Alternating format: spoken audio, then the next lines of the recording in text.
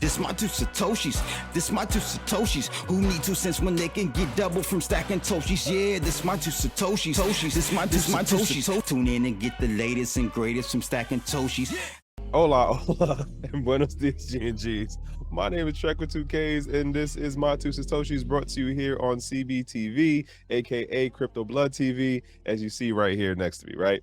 Nonetheless, if you don't know, the basic idea is I cover some news stories that are like, quote, regular news stories, and then it's crypto news stories. Except for the regular news stories, it's things that catch my attention. I'm just putting that in context now.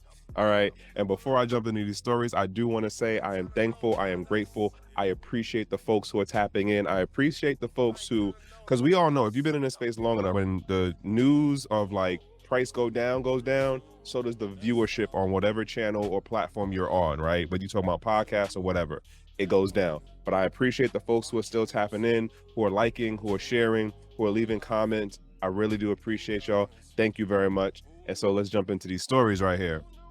I'm not even gonna lie, on this first one, I didn't even know that this was a thing until I saw the article, honestly. It's just stuff at this point. Yeah, I do pay attention to the news, but I don't pay attention to every new project thing that's popping out. So here we have it. Dogechain developer caught dumping 1 million tokens a minute. So if you don't know, basically a Dogechain platform popped up, which is basically a fork of Dogecoin, and they made it into a full-on, oh, we have our own blockchain and we have a token and you can do some things, blah, blah, blah, blah, blah. Bottom line is, one of the things that has always been a thing about the blockchains themselves is the transparency as far as seeing activity, seeing transactions. You might not know who did the transaction or how much they did it for, if we talk about stuff like Monero and ZK Snark and all that stuff, but you will know that a transaction happened. And in that vein, here you have it that someone is always paying attention. And this person here, self-described on-chain sleuth, Zach HBT, basically was watching what was going on with Dogechain, and he put it out there. Yo, somebody's dumping. Now, again, I don't pay attention to these particular things on this level, but nonetheless, he called it out. He was saying, here's what's going on. Here's where you can actually look at the on-chain transactions and see it for yourself. If you doubt what he's saying, your man's coming with the receipts. He's telling it as it is by showing receipts. Look at that. I'm telling you, man, like, folks don't understand, like, someone's always watching in this space. So I'm not even going to run through this whole thing like that on it, but here's where my attention is. According to also another person who is paying attention, DC token holders generally cannot dump their tokens as there is a 8 million Dogecoin token fee to bridge to the Ethereum chain, plus a minimum transfer of 9 million tokens. When I read this particular part, what that basically says to me is that this person was lying in wait to do the dump, and obviously they have the funds or enough of the technical know-how to be able to somehow either dilute what their gas fee is, or basically they got the funds and they're able to make this dump happen. That's the bottom line of it. I guess you should probably have a better selection process for who you bring on your team. Other thing, Dogecoin Foundation is not the same as Dogechain. Two different things, two separate group of people. Basically, Dogecoin Foundation is not in any way endorsing the Dogechain setup. And so that's the first story that we jumping down on, and it's just something that happened. By the time y'all see this, it's going to be a little bit past it. Who knows if Dogechain will make it into the fourth quarter, end of this year. I don't know. Jumping on to this next thing. So Dennis Porter comes out the other day and says what he believes would be a better thing. So Dennis Porter suggests alternative student loan forgiveness program. His basic idea, let me say this. You got to love the maxis, right? Because they always come in with, and when I say the maxis, I'm talking about the BTC folks. They always come with, hey, we know of a way that Bitcoin can help this. Now, I'm not saying his idea is a bad one, but I'm also going to say it doesn't mean it should be used in this damn situation. Bottom line. I will add in a caveat, though, that I don't have student debt anymore. I'm mad at how this situation played out, but I also know it's still not 100% guaranteed that they're going to get the student loan forgiveness, or they're not going to get the money to, quote, pay it back off. But here we go. So basically, Dennis Porter's, hey, instead of giving $10,000 in student debt, Biden should give each person $10,000 in Bitcoin, have them lock it up in a smart contract, and then at the end of the 10 years, the accumulation for what is coin has gone up in D value should be more than what that past loan was for student loan debt. And so it sounds cool, in my opinion, but I don't think this is one of those scenarios in where it should be applied. Also, I should say, and I'm not the only one saying this, I'm not even the first one saying this. If you really wanted to set the situation straight, you would actually make it that the way that they wrote the bankruptcy law, you would revoke what they did around the 9/11 period when they wrote it in that you couldn't get rid of student loan debt in any type of bankruptcy filings. Chapter 11, Chapter 7, no, not at all. You go with that joint to your grave, and then they pass it on to whoever they can find paper trail wise to be like, yo, pony up the money for your loved one, basically.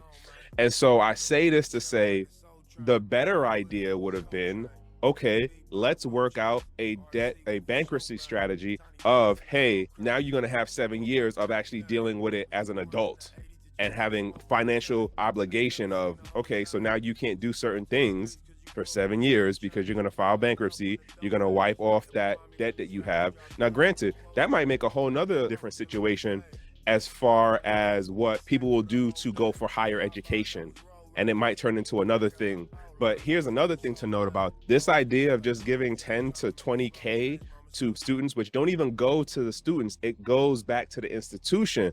So what are the universities and colleges going to do? They're going to pump the prices and just make it even more. That's it. All they know how to do is make it a business, make it make money. You got the way that whole higher education thing is structured, and that's what I arguably would see as happening in this. And now, again, I'm not even the only one saying that. It's other people too looking at it the same way. So here you have it, like I said, 10K if you are less than 125K per year, while a low income family who receives a Pell Grant, you can get up to 20K.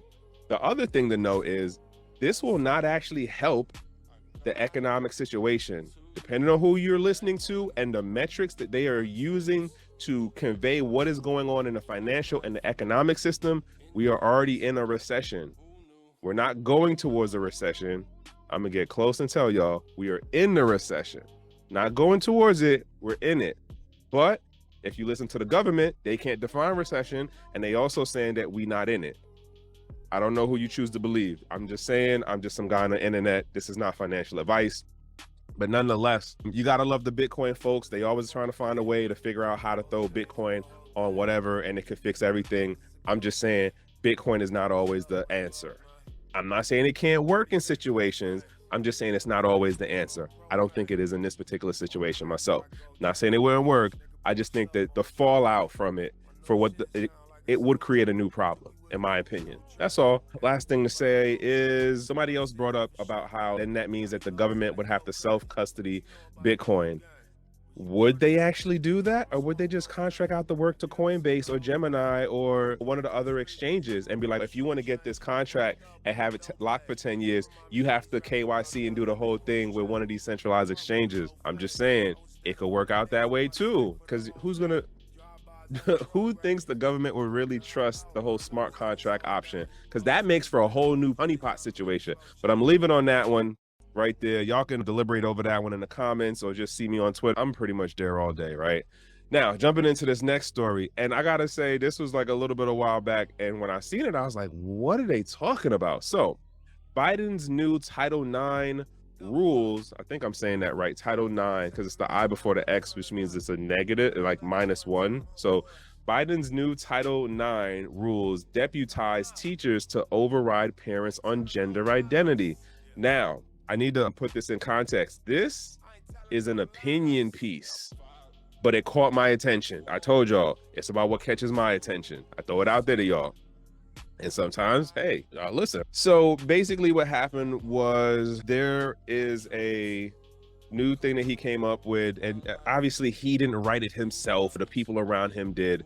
And the basic idea is that it was initially, quote, sold as the administration astonishingly drafted the rule. It was to protect gay and transgender students from bullying and harassment, but they do nothing of the sort. Now, when you start reading into this particular piece here, again, it is an opinion piece, you definitely see where this person is picking and choosing these stories that they have. But I have to say, I am so glad my kids are of a certain age where I don't have to deal with this, because I can't say all of these stories are real or if one or two of them is real, but nonetheless, if I was dealing with like my kids in elementary and junior high and high school with this going on, I don't know if I'm a fan. I don't know if I'm a fan. I'm the parent, my kid, I'm just saying, that's my thought. So Title X is a simple statute that outlaws sex discrimination in education. It says nothing about gender or gender identity, but the Biden administration wants to put its own spin on the law and redefine sex to include these particular categories. I'm not going to open that highlight. I'm just jumping into a couple of things here. And so because this new Title IX frames gender ideology as anti-discrimination, as an anti-discrimination issue, schools won't have to seek parental permission for children to participate in lessons and choosing one sex. Indeed, schools will very likely use Title IX anti-discrimination mandate to justify parent opt-out from these controversial lessons. So basically, this is about what is sex education going to be, and then this person is arguing that schools will take it a step further and say they can tell you things about how you need to address your child in proper pronoun usage and gender identity. That's basically what this person is going on about. I'm not saying I agree with what this person is talking about, because in reading some of these examples, I'm telling y'all, it definitely had me just going, wow. Like, I'm gonna jump to this last story because I think this one is the most scariest right here. To me, as a parent, this one is the scariest to me. So this is already happening to families around the country. A California father recently told me that his daughter's school filed a report with Child Protective Service after officials found out he and his wife weren't referring to their daughter by her preferred male name. A CPS agent showed up to the school the same day and informed the parent that she is being removed, that she'd be removing their daughter from their custody, accusing them of subjecting their daughter to emotional damage. It took the father about a month to get his daughter back, and she was returned only after he signed a CPS waiver vowing to use her male name moving forward. Here's the thing about this, right? I don't know if this is a real story. This person could be totally talking out their ass, but it's still a scary thing to think of, that laws or new policies can be used in ways that will counter a parent's authority over their kid. And as though they would not have the best interest of their kid. The other thing to note is that I think stuff like this, like y'all thought the C-19 situation made the whole home education movement grow. Stuff like this is gonna make the whole home education movement like triple X. Cause I would definitely say I would not be a fan of stuff like this playing out in my kids' lives in the earlier years. Like once they get a little bit older and they can start making more like rational, as like a 6-year-old as opposed to a 12-year-old versus a 21-year-old, like there's a hell of a lot of difference in the mental acuity between those ages. But nonetheless, I'm just some guy on the internet. I'm not telling you what to think. Remember what I said, that was an opinion piece. I'm gonna close it out with this. I am Trek with 2Ks. This is my two Satoshis, brought to you here on this one right here, CBTV, if you don't know. And I just want to say again, thank y'all for making it all the way to the end. I appreciate. And until the next one, one. Double up 3 or 4 times. I ain't telling no lies. I just run it up.